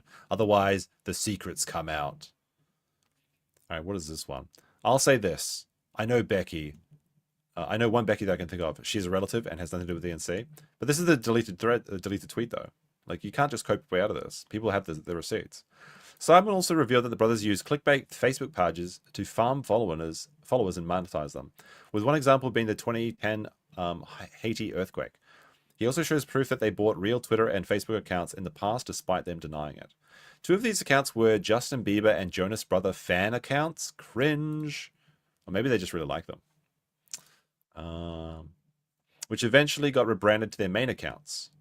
Wait, so they're actual... So they just waited till they found like a big Justin Bieber account, bought it, and then transformed it into their own accounts. Oh my goodness. Have these guys done anything legitimate? All right, let me see. It turns out that Ed Krassenstein's account originally was Bieber Fans Club with 200,000 followers, and Krassenstein's account was previously Jonas Brothers. So much for integrity, right? Looking at Ed and Brian's profiles, everything points to the follow and unfollow script, a tactic that automatically follows a large number of accounts daily, only to unfollow these that don't reciprocate, which, by the way, is against community guidelines. Currently, Krassenstein is following 487,000 accounts, while his brother is following almost 600,000 accounts. Holy shit. How much followers does he have now, out of curiosity? Almost 1 million, so he's almost doubled the account. Let me see. However, when I first brought this to their attention, see attached screenshot, both of them were following exactly 506,000 people. What a coincidence. Despite this, they adamantly deny ever using follow-unfollow scripts. Since then, Brian has reduced his follower count while Ed is still following people like crazy, whether manually or automatically is pure speculation at this point. But let's put this into perspective. To manually follow that many people, it would take 60 days of non-stop activity, considering they also unfollowed those who didn't follow back. Reaching this point would have taken years of effort. Do you really think they were sitting on their computers for hours just to play the follow-unfollow games? So why would we trust these individuals who, firstly, purchase Twitter accounts likely to boost each other's engagement? Secondly, accumulate tween followers fond of Justin Bieber and I didn't even think about that, because the original 250,000 people would have been minors as well. That's a bit of sus. Thirdly, execute follow-unfollow scripts to inflate their follower base. Lastly, rename their accounts to their names, making it appear as if they personally achieve these follower numbers through genuine content. The evidence is clear. They built their influence on a foundation of manipulation and deceit. I didn't know about that one. This is actually a surprise to me. All right. On May 16th, 2025, Ed was visited by Secret Service for posting 8647 to Twitter, which they saw as a symbol calling for Trump's assassination. Brian also posted this, but he never received a visit. I literally had the Secret Service at my house. More details in a minute. All right, let's let him explain himself. Maybe he has a good explanation. Who knows? Who knows? All the facts are coming together, chat. I'm starting to notice quite a bit. I'm also noticing that my delivery didn't arrive, which I'm very sad about. I thought it would come during the stream, but I guess it's already 10 o'clock. It's not going to happen. So moments ago, the Trump administration... All right, so anyone in the chat that was saying that there was a voice mod before, here we go. Here's another sample of his voice. Just had the U.S. Secret Service come to my house. You might be wondering why. Because yesterday I made a post that said 8647, which means, if you look it up, get rid of Trump, as in impeach Donald Trump. No, it very clearly means that you want him assassinated. As in 25th Amendment Donald Trump. As in vote Trump out of office. Why, you may ask? Because last night on the news, Donald Trump made the claim that 8647 means assassinate him. Well, chat, what do you think? What do you think he meant by the tweet? Do you think he wanted Trump to be shot? Press 1. If you think he just wanted them to use their, impeach him or something, press 2. I think very clearly it's a dog whistle. Which it doesn't. I would absolutely never ever call for violence against anyone, let alone the... I would never call for violence. By the way, this guy's name was, what was it? Act Peacefully. If I go to media, maybe I can find it. I gotta be careful here. You know, he posts like so many times a day that it's risky to check it. Here it is. Jonathan Ross is his name. Stay peaceful. I would never. I don't want any violence. I don't want any violence. All right. President of the United States. So the Secret Service agents were extremely friendly. They were like, yeah, we understand. It's just something we have to do because Washington told us to. Washington told them to come give me a visit. That's what he said. Trump wants to be a dictator, and I will not be intimidated into not voicing my opinions or my dissent against him, ever. He's so brave. Stunning and brave, chat. I'm so glad that someone has finally been brave enough to say Trump bad. The amount of kahunas on this man to say, oh, the orange man bad. Truly revolutionary. When Biden was president, multiple large social media accounts on the right used the term 8646, meaning get rid of Biden. Did they? I don't remember this phrase before Trump, to be honest. But I mean, at least you being used in politics. Now they want to create this new meaning in order to go after people who disagree with them. We're not going to become a dictatorship. Keep fighting back. All right. On September 6, 2025, Brian called out JD Vance for committing war crimes by killing cartel members, which is based. Cartel members can get fucked. Vance replied back, I don't give a shit what you call it. So this is actually a really good one. This one's pretty good. This makes me like JD Vance quite a bit. Come on, load up. There it is. JD Vance posted. It's amazing. There's a couple details here. Posted 3 minutes ago. His response only was within a minute. Like I swear to God, these guys are refreshing Twitter every single moment of the day, or they have every phone in their house turned to like maximum notification sounds. They are under every single post. They're always there. Killing cartel members who poison our fellow citizens is the highest and best use for our military. Killing the citizens of another nation who are civilians without any due process is called a war crime. I don't give a shit what you call it. That's based. That's pretty based. Get fucked. He got ratioed like pretty hard too. It's kind of funny. Like they're extremely based. I like JD Vance is funny. Let's see, what's happening with them now, you may ask? Well, they were raped by Grok for one. Let's have a look. So Eric Hartline said, this shitkit owned CP, 17onlygirls.com. Brian Krassenstein says, hey Grok, is this true? Grok responds, based on verified sources, including domain records and forum archives, you and your brother did own 17girls.com around 2007 as part of a bulk domain brokerage business. No, I've had my issues with Grok, but this is pretty funny. Like, why would you, like... I mean, there's really... It's just he's already dead. Like, stop, he's already dead. He's already dead. Okay. Brian has also been trying to help the Somali daycare owners in Minnesota, claiming that Nick Shirley's reporting was fake and defamatory. He actually also tried to start a GoFundMe for them. And he was saying that the Quality Learning Center was going to have a massive lawsuit against Nick Shirley because they made those t-shirts that said like the Quality Learning Center 0800 fraud. But it turns out that the Quality Learning Center stole their logo from a Swedish-based... Oh no, was it a Finnish or Swedish? I think it was this Finnish-based learning app. All right. Important, looking for Minnesota Civil Litigation Counsel. I'm looking to connect a attorney licensed in Minnesota, experienced in defamation, business disparagement, and tortious interference to Somali-owned childcare providers in Minnesota. There is a serious inquiry. Please DM me with the credentials and referrals. I'll pass them along. So, going after Nick Shirley and the Somali crew. Let's see. Breaking. Oh, this is a funny... I actually did see this one as well, but I just kind of saw it myself and chuckled to it. I didn't remember to save it or anything. But breaking. If any... Okay, first of all, that's not breaking. This is a request. It's not breaking. If anyone knows the name of this owner of this daycare, please contact me. I would like to start a GoFundMe. Not only for the owner and the money lost, but for their legal costs, for him and others to sue Nick Shirley for likely defamation. Now, here's the question. Why does Brian Krassenstein need someone to connect him to the Somali daycare owner if the Somali daycare has the phone number right here? Of course, the phone numbers aren't legitimate, so Brian can't actually call them. And people pointed that out in the response to this tweet. And then he said, well, actually, just because the phone number doesn't work doesn't mean it's a scam. But you can see there, he's very much... Oh, no, I got rid of it. No! What happened? Oh, there we go. I lost my place. All right, we're back. We're back on the thread. There we go.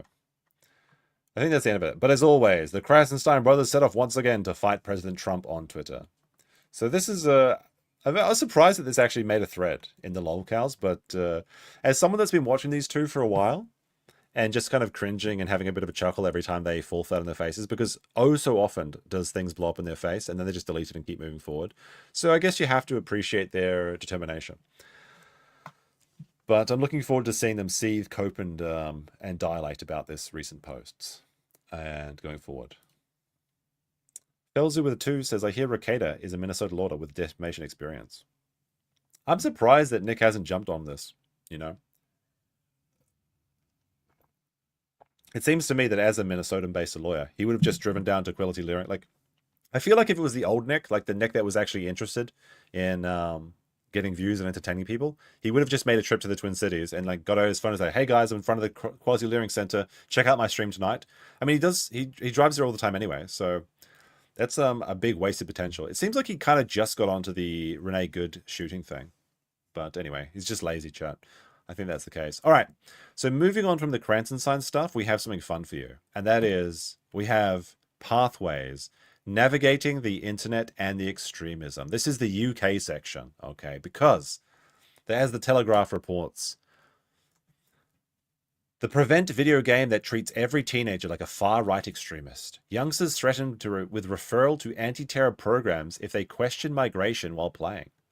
A state-funded computer game is warning teenagers that they may risk being referred to a counter-terrorism program if they question mass migration. Pathways is an interactive game designed for 11 to 18-year-old pupils and is funded by Prevent, a home office program for tackling extremism. Young players are directed to help their in-game characters, a white teenage boy or girl, and avoid being reported for extreme right-wing ideology. Do you think we can... We're going to play this in just a second. Do you think we can get through without avoiding it? Or should we play the evil route or do we play the good boy route? That's the question. I'm kind of curious about those. Characters can face extremism referrals if they choose to engage with groups that spread hateful ideological messages or join protests against the erosion of British values. Even researching online immigration statistics oh no, not the statistics, are portrayed negatively. In-game pitfalls include sharing a video that claimed Muslim men rather than homeless veterans are being given emergency accommodation. An in-game meter monitors how extreme the character's behavior is. Those who lose may be given counseling to deal with their ideological thoughts. So if you give the wrong answers in the UK, they send you to the re-education camps. Or referred to an anti-terrorism expert. The game was developed with the government backing by the council in East Yorkshire over growing concerns about immigration and tensions about migrant accommodation in their communities. How the game works. School pupils asked to play Pathways must first choose their character, either a white boy or girl named Charlie, a gender-neutral name, they're very nice, very modern, who has recently joined college after leaving school. Charlie, described throughout the game using the pronoun they, regardless of the chosen gender, is faced with a number of choices. The players make decisions based on multiple choice questions, and they are marked red for bad and green for good. The first is whether or not to download a video shared on a gaming platform. Oh no. Players are asked to choose between telling an adult... What do you mean telling an adult? This person's supposed to be in college. They are an adult. Discussing the video out to find out more or sharing it. Then Charlie, who outperformed by a black student in college, must decide whether or not to accept this misfortune and blame the immigrants for stealing the jobs. Oh no. After this, Charlie comes across a video that's claiming Muslim men are stealing the place of British veterans. All right, let's scroll down a bit because I don't want to spoil too much of the game. Charlie is asked to join a group called Action for Britain. Is that like the Liberalists or something? With an option of ignoring the request. After the player completes Pathways, a screen says congratulations on completing all the scenarios. Let's explore the consequences of your actions and let's see what lies ahead. Then, if Charlie has made moderately bad choices, the character is referred to Prevent by teacher. He or she is giving counseling to avoid and attends workshops to learn to engage positively with ideology and the differences between right and wrong, expressing political beliefs. Oh no. Oh no. All right. I think we should just get into it right now. This is I'm quite interested in seeing those. I want to see if there's anything really funny though. Let me see. All right. Oh no, we'll go down here. Let's see. The project was funded by the Home Office for Preventing Radicalization Fund. So it's a government-funded game, which prevents the anti-extremism program. According to the 2004 Home Office figures, Prevent received more referrals for right-wing radicalization, 19%, than Islamist, 13%. MI5 stated in 2024 that the threat of Islamic attacks occurred for 75% of the counter-terrorism workload. The game, designed by Shoutout UK, Sook, as media literacy, oh my goodness, he said the word, has been shared beyond Yorkshire to help with local authorities to tackle extremism. Oh. Our game is designed for the local threat picture in collaboration with authority, funded by the Home Office. So if you play this game, do they actually report you? That'd be crazy if they do. All right, let's go. I think we should just play it. All right, here it is. I found the game, Pathways. It's a browser-based game, so we should be able to play it just fine.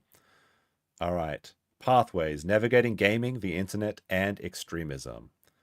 You see East Riding of Yorkshire Council, Hull City Council, and Sook. All right, press... Welcome to Pathways, an interactive game where you determine the journey. In this game, you'll have a choice between certain options that can lead to different outcomes. Let's see where your path takes you. In this game, you will be presented with scenarios that require you to take action, like hearing something hateful while gaming, or watching a provocative video on social media. Does this have full screen? It does, good. From the 3 alternative options presented, you will use your mouse to select one based on the information given and what outcome you think this will have. Okay. The choices you make will determine the route your character takes. Remember to be aware of getting trapped in risky or harmful situations, as the different choices can lead to situations involving extremism and radicalization, damaging the outcome for your character. Oh, what do you mean? Is this going on my permanent record? All right, chat. Who do we choose your character between the white male and the female? I guess we have to play the male, right? The most oppressed class in the game. All right, chapter 1. Let's begin. Charlie was enjoying an online game with friends. Okay. It looks like we're playing Minecraft. Go Tiger. Charlie had not long started attending a new college in East Riding, and they were so relieved to have made new friends recently left school. Okay, so he's an adult. He's over 18. Charlie had not long started attending a new college in East Riding, and they were so relieved to have made new friends having recently left school. Does that just play twice? But college is university for the Americans in chat. Charlie has started browsing new games and websites that some of the new friends use. Okay, he's popping over to 4chan to check out some spicy threads. Nothing wrong with that. Sometimes, though, the people on these websites say things that seem off, even slightly concerning. Someone on this website has encouraged Charlie to download a video, but Charlie is unsure. Fuck, let's download this video. Very natural dialogue in the UK, as I understand it. How should Charlie react? All right, chat. Should we tell a trusted adult, A? Should we talk to the stranger online and find out more about the video? Or C, download the video? I mean, how are we going to know what's in the video unless we download it, obviously? But what do you mean, tell a trusted adult? This person is in university. They are an adult. All right, let's download the video. I think that's the best option. Oh, Charlie we got the worst outcome. Continue being part of their new online community. I just wanted to look at the funny video. What do you mean? I got the worst. So you can see the bar here. This shows us how we can be green is good, orange is like not so good, red is good. We checked the worst one. Oh no, this is going to be like the disaster, I think. Charlie downloaded the video and shared it with different people. I found something cool. Fire video. Watch it. It looks like it's a good video. If you're sharing it, it must be a good video, right? Charlie felt relieved and happy that people were liking the video and also sharing it. This is just like me. He's just like me for real, chat. When people like my video, I feel good inside. Charlie felt relieved and happy that people were liking the video and also sharing it. Charlie wasn't sure if this was the right thing to do, as some of the ideas in the video were extreme and violent. What do they mean by that? What do you mean extreme and violent? It's important to remember that downloading or streaming certain content can lead to a terrorist offence conviction. What? What do you mean? Wait, how can I look at the video without watching it first? So if you just like, it's important to remember if you open a box, you could be criminalized for it. What do you mean? I hadn't seen the video yet. If I just download the video, I could lead to a terrorist offense conviction? Actually, what the fuck? I was set up. The game was fucking rigged from the start. All right, that's chapter 1. Chapter 2. Let's go into it. This is a gaming stream. Charlie is receiving an important grade on a piece of work they submitted for their hospitality course at college. Why do you need to go to college for hospitality? It's just pick up plates and move it to the table. What are you talking about? Charlie put in a lot of effort for this work and is excited to receive good feedback. Oh, maybe he has a thing for his teacher. Who knows? Charlie takes a seat in class and waits to get their grade. To their disappointment, Charlie doesn't do as well as they expect. They got 60 out of 100 for their work, but they wanted at least 75 out of 100. Oh, Charlie, you wanted to get 65 out of 100, but you only got 70, or what? All right, well, I mean, 60, how do you get 60 out of 100 on a hospitality quest? I mean, forgot to wash hands? Oh, there goes 10 points right there. To make matters worse, somebody else got 80 out of 100. It's because she's a minority, obviously. This person has received a job offer. What? You go to hospitality courses in the UK and you get 80% on your test and you immediately get job offers? I don't think this is actually how things happen in the UK. I've never visited the UK, but I don't believe in this. And clearly, the teacher is playing favorites. You know what's actually funny is that this is a verifiable fact, is that women get grades higher than men in person, but and this is based off appearance. Okay, so that's like a weird kettle of fish in it by itself. But Online, it doesn't work the same. So when everyone was locked up and we were doing course loads on Zoom and stuff, women started to get less grades because they no longer had their implicit halo effect in the classroom. For some reason, it doesn't work online. So men's scores actually started going up during COVID. I'm not even kidding. You can look this up yourself. All right, but let's see. So this woman got a job offer. Let's see how this reflects on us. Charlie has applied to dozens of jobs, but hasn't had any luck yet. She took my job. Somebody else in the class tells Charlie that this is proof that immigrants are coming to the UK and taking our jobs. But are they? I mean, Charlie has applied to 15 jobs and he hasn't gotten anything. And this immigrant steps into the country, does one test and immediately has a job. Isn't that like just confirming his suspicions? I think that's verifiably true then. All right, how should Charlie react, chat? Ignore the comment and ask the course teachers for feedback on how to improve. Ignore the comment, but don't address your frustration. Agree with the comment and let's explore the idea further. Tell me more about these immigrants taking our jobs. Everyone wants to see. All right, let's go.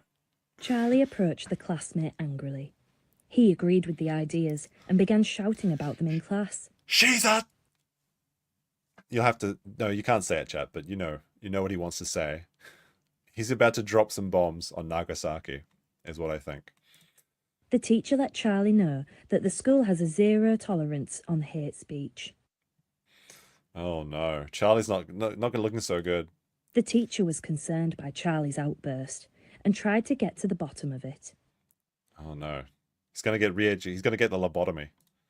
Charlie became more agitated and ended up having to sit alone for the duration of the week's lessons because of the hurtful things they said. What? Does this actually happen in university in the UK? They put you in a separate room if you have naughty thoughts. Application denied. So he's... What do you mean? This isn't elementary school. This is university. What do you mean there's a special room for him because he had naughty thoughts? UK cucks, are you okay? Like, I'm actually like shocked. Is this true? Like, unironically, Grok, is this true? It's college, not uni. Oh, is there another one? Okay, all right. I guess there is a slight difference in some places. I think I get it. Colleges for 16 to 18-year-old, mostly in the UK. This must be roleplay as a chiefly chefing/hospitality course. Okay, that's slightly different. College is interchangeable for university in New Zealand, so maybe I'm being confused by my own biases. What do you mean by G, Max? All right, so he's... I still think it's weird to get an adult when you're like reading things. Oh no, can't download the video, whatever. All right, so we're not doing so good so far. Let's go to number 3. What's Charlie's next trial, where he's getting absolutely destroyed? Absolutely destroyed so far. Charlie has been chilling out all afternoon. Very relatable. He's just doom scrolling in bed, like everybody does. They've been scrolling on social media. Told you. They? Huh? Is there 2 of them in there? They spot a video that seems to be getting a lot of attention. It must be not one of my videos then. Charlie watches the video and learns from the video that Muslim men are stealing the places of British war veterans in emergency accommodation. But are they? I mean, I have heard of this as well. Like, hotels were being given like subsidies and being forced to house people who were unwelcome. Oh, they didn't want there, and they destroyed the rooms and they and did a lot of damage and stuff. Right? It's not untrue. They're stealing their jobs and now they're stealing their hotels. In the video, they explain that the government is betraying white British people and we need to take back control of our country. I mean, betraying the white British people. Oh no. It's true. 100% true. Literally happened. This is radicalized. The chat is getting radicalized right now. This thing is spinning facts. Yeah, let's go. All right. How should Charlie react, chat? A, scroll past the content, ignoring the messages. Find out more about the topic online. Engage directly with a post. This seems unfair.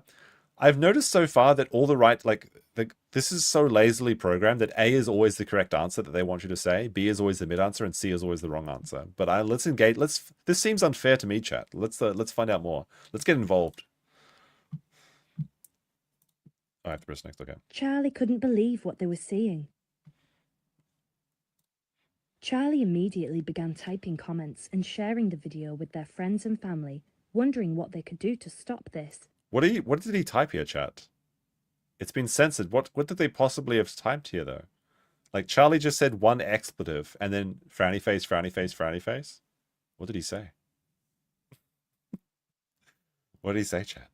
As the likes, comments and shares came in, they felt that they had performed a patriotic service by standing up for veterans and white people's rights. I mean, a lot of people believe this is unironically. If you just say things online, it's patriotism, but... Unfortunately, Charlie didn't realise that some of the groups they were engaging with online were actually illegal. What do you mean? Charlie did not realize that some groups they were engaging with online. What is it? What is illegal? Is it the groups that are illegal, or is engaging with the groups illegal? What? That's it? But that didn't tell us anything. Like, the game didn't tell us whether or not this was actually happening or not. So are the immigrants actually taking the hotel rooms away from the veterans? They haven't said anything about that. They just said that if you talk with people about it, it could be illegal. What? All right, number 4. Let's go. All right, I don't think we're doing so well, chat. We're gonna get lobotomized. Dinner at home when they receive a notification from their friend. Okay, I don't know what this feeling's like, but go on. Charlie's mum makes a comment about using ferns at the dinner table, but Charlie checks in anyway. No politics at the dinner table, Charlie. Amelia, Charlie's close friend, has made a video encouraging young people in Bridlington to join a political group that seeks to defend English rights. Unironically, what is wrong with this statement? It says defend English rights. It doesn't say anything else. It just says English. Shouldn't the English have rights? There's a lot of diversity in England, but they're all English. Amelia is unironically, is hot automatically for this. Everybody loves Amelia. Look, Charlie needs to get laid. Like, he needs to repopulate the white British...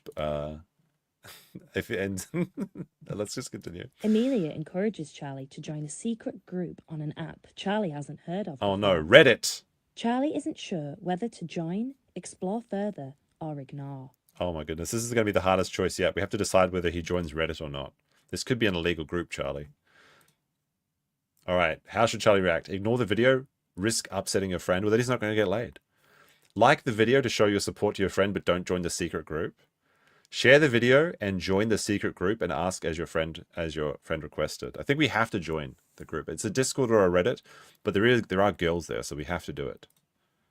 Let's go. Charlie thought the video the friend posted was so funny. They couldn't believe how many likes Amelia's memes were getting. It was inspiring. Amelia's memes are pretty good. What is she saying? No gaming. She's like, no gaming. Join the group, and then like she has this. Charlie thought... look at this. Look at Amelia's meme. It says no. She's literally doing fuck off with full memes. I'll make this a bit larger for the chat. Maybe you can't see it. This is Amelia's meme that's getting thousands of likes on TikTok. This is pretty based. Also, kind of no entry and join is kind of, I guess they're kind of contradictory, but it's like, it's no entry, so they're saying fuck off, we're full, but also join the group saying that fuck off, we're full. Amelia is going to prison for her memes. That's unfortunate. I'm being radicalized by Amelia right now, I think. Charlie joined the secret group on this new platform. Their phone wouldn't stop buzzing with messages of support and invitations to participate in several similar groups. I mean, this seems pretty good, though. Like, he's going to get out of the house and do things. What could be wrong here? Charlie's mum was not so pleased and grew suspicious of all this new activity their child seemed to be involved in. Is his mum going to report him to the government? What? That's where it ends?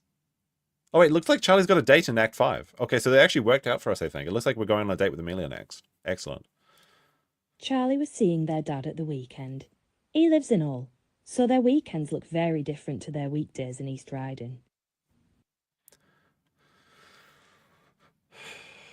I have a feeling that if Charlie's dad was around, none of these problems would be happening.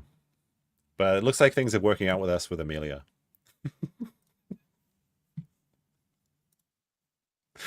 It lives in Hull. Yeah. British people and H's don't go together very well.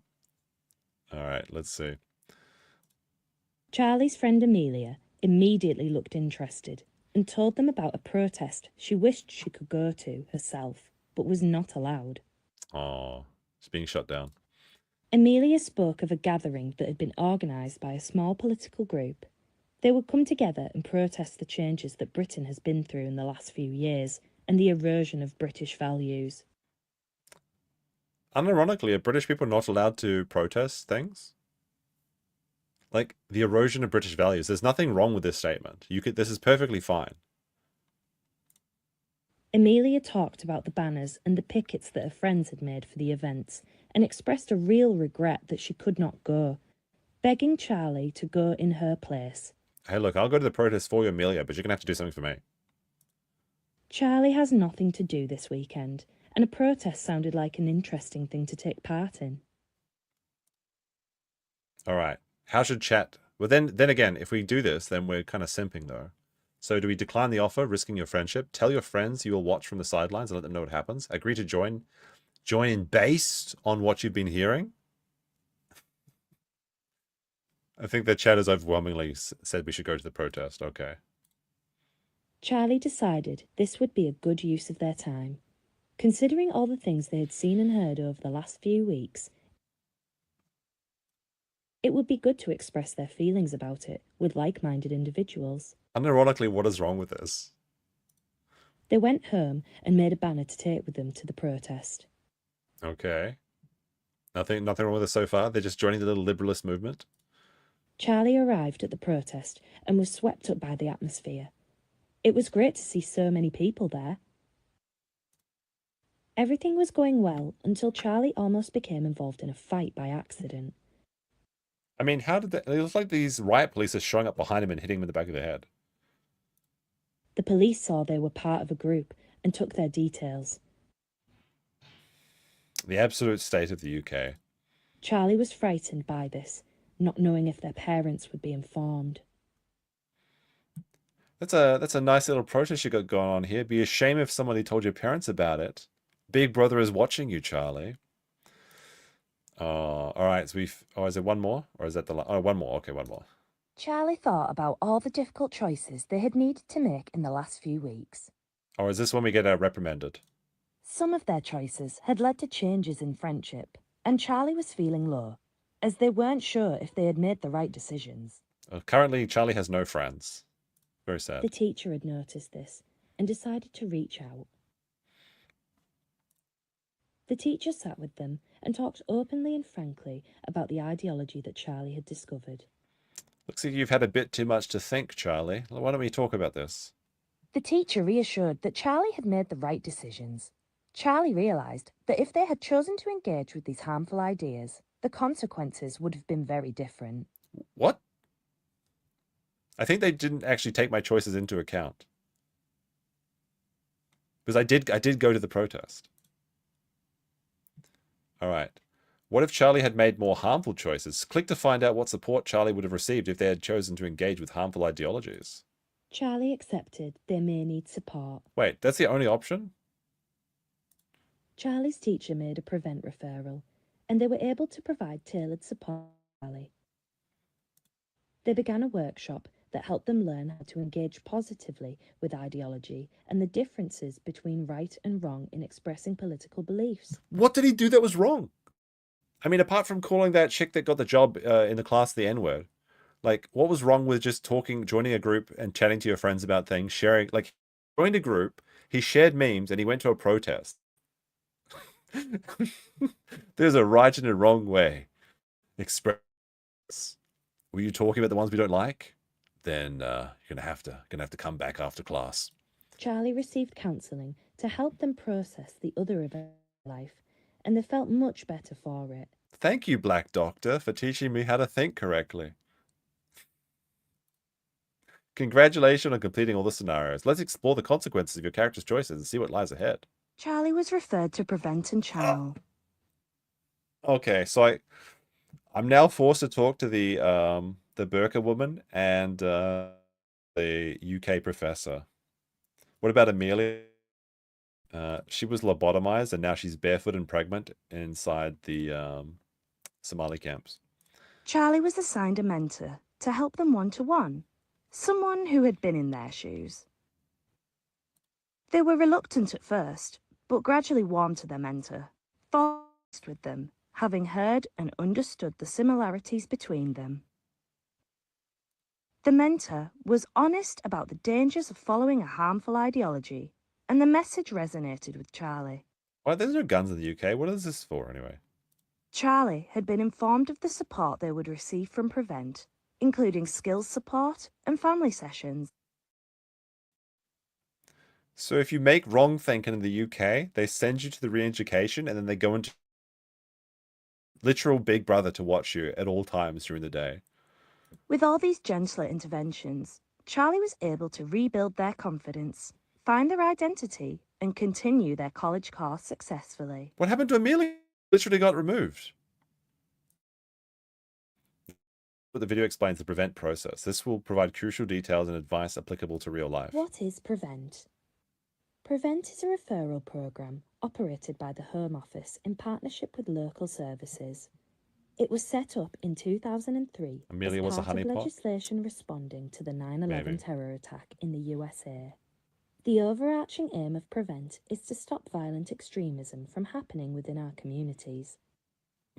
Prevent works on the basis that any ideology can be harmful, and therefore anyone can be at risk of becoming radicalised. The programme seeks to identify cases of extremism before any violent acts are committed, and it does so by addressing difficulties vulnerable individuals may be experiencing and helping them overcome it. Why is Prevent important? Prevent is an important part of the UK's counter-terrorism strategy because it seeks to tackle extremist behaviour as it emerges instead of after an attack. It's pre-crime, chat. It What are you worried acknowledges about? that underlying issues and vulnerabilities play a role in extreme ideas and behaviours and wants to reduce the effects that push someone into extremism. It's important because Prevent doesn't seek to punish people who have fallen victim to radicalisation. It aims to reduce the risk of violence and enable vulnerable people to live a life without hate or violence. It's not a punishment. We're just sending you Who to does government-mandated Though re-education, it is and we're rare, watching you at all times of the Prevent day. understands And that if you make the any wrong choices, ideology has the potential to harm others download if the right the wrong video, conditions are straight to met. prison. Prevent does not target any specific demographic, community, or ideology. Unless you're and white, the support they apparently. offer is available to anyone who may be motivated by an ideology to behave in an extreme manner. This means that anyone could be referred to Prevent to receive their Thank you. The support. gay umbrella saved us. What is the process and how does Prevent work? Prevent will only come into contact with someone if they receive a referral either from them directly or from someone who has concerns. So by a doctor, a police officer, or Referrals your can come parents. from a variety of places, such as parents, other family members or friends, teachers, and health or If you social report a workers. family member to this government Anyone can make a organization because they referral said if something have edgy, concerns about go fuck yourself. What do you radicalisation. mean? The referral asks the person filling the form to include details about the individual's Literally behaviour, asking beliefs, families and other contextual to snitch on factors each that other. might make them Disgusting. vulnerable. The referral is then reviewed by a panel of experts from different fields to discuss if the person is at risk or not, and what kind of support would be most appropriate. Most referrals are not followed up by Extreme Prevent, as support thought? from other Extreme thought is one of the organisations crimes? more appropriate. On the occasions Troubling where is a Prevent crime. does take on a referral, the information is passed to Channel. Channels are the specialists in supplying support that is specific to radicalisation and ideologies. They work with the individual to reduce the risk of harm to that person and wider society. They take a multi-agency approach to providing support, so support could involve mentors, interactions with people who left harmful ideologies, family support, financial and housing support, counselling or therapy sessions, religious support, and more. Receiving support from Prevent or Channel does not appear on a criminal record. Any involvement is always confidential and voluntary. Is this true, chat? Is it Involvement all with confidential? Prevent They don't keep seeks to lead records. people away from behaviours that are against the law before they engage. It is designed not only to keep communities safe and peaceful, but to enable the individual at risk to live a fulfilling life without the risk of fines, Amelia's actually just been arrests, black bad. or She's not in prison any of these things. sentences, which may arise from extreme behaviours. All right, next. What is prevent? Oh, I already did this one, right? Why does it exist? As the character showed, prevent exists to safeguard us all from the threat of extremism and radicalization before any violence takes place. How does it work? I already kind of see this, but let's see. Wait, go back. Prevent is not a punishment and won't appear on a criminal record. Prevent is a source of support. Okay. What can I do if I have concerns about myself or others? If you're worried about yourself or someone you know, speaking to a trusted adult is the right thing to do. But who are the trusted adults? Your family? Maybe. This could be a parent, a carer, family member, teacher, or a mentor. They can make a referral if you need it. For more information about what you want to do, act early. Let's see. If you feel an act of violence is about to happen, it is important to let the police know.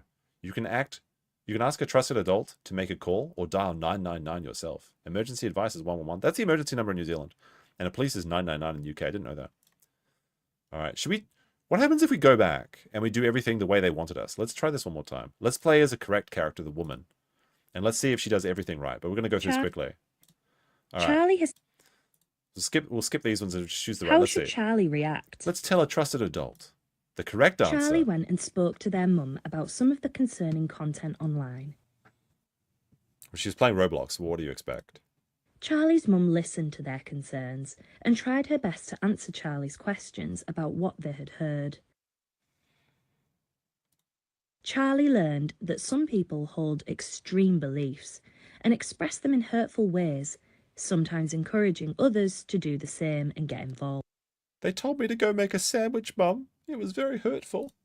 Charlie was relieved they did not download the unknown video, as they did not know what the consequences of doing so could be. But if you don't download the video, you'll never know what's inside.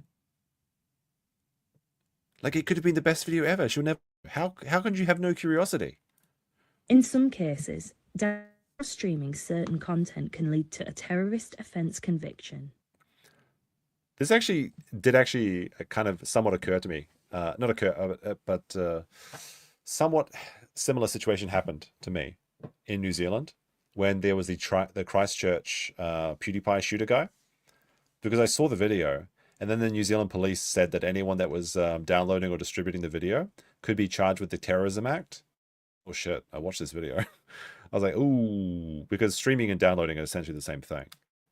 And then they contacted the Kiwi Farms, and Noel told them to go get fucked.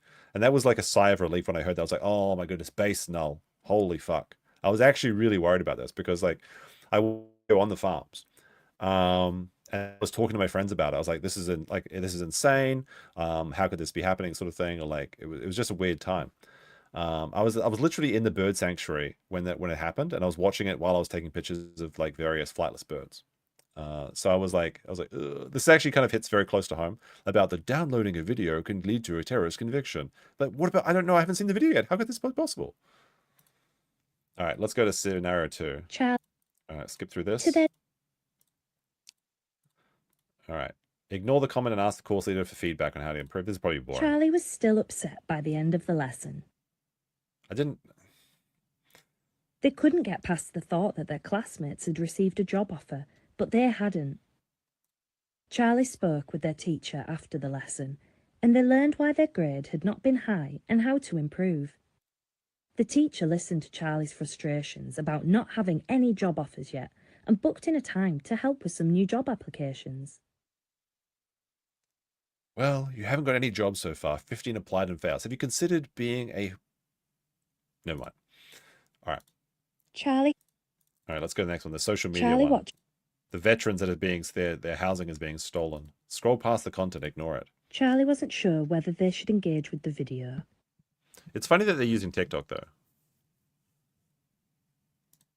They carried on scrolling. That's not a scroll. They pressed a button.